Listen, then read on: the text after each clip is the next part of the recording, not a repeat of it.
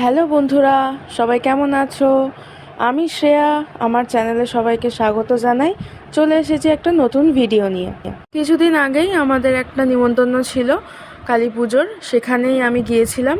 আমি আমার দিদার সাথে গিয়েছিলাম, তাই ভাবলাম তোমাদের সাথে একটু শেয়ার করা যাক। তোমরা দেখতেই পাচ্ছ যে তারা মা এখানে পুজো হচ্ছে। পুজো শুরু হয়েছিল সন্ধ্যে 6টা নাগাদ, আর আমি আমার দিদাকে নিয়ে গিয়েছিলাম প্রায় 8টার দিকে। খুব একটা দূর ছিল না, বাড়িটা কাছেই ছিল, তাই জন্য একটু দেরি করে গিয়েছিলাম। দিদার তো অনেক বয়স হয়েছে, তো দিদাকে নিয়ে যেতে যেতে অনেকটাই সময় লেগেছিল। তো গিয়ে দিদা আর আমি কিছুক্ষণ পুজোর ওখানে বসলাম, একটু কথাবার্তা বললো সবার সাথে। আর এই যে এখানে হোম হচ্ছে, এই পুজোটা বাড়ির ছাদেই হচ্ছে।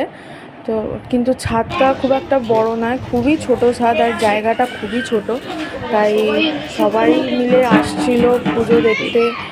সবার পক্ষে সম্ভব ছিল না অনেকক্ষণ ধরে বসে থাকা, তো কিছুক্ষণ বসেই আমাদের উঠে যেতে হয়েছিল।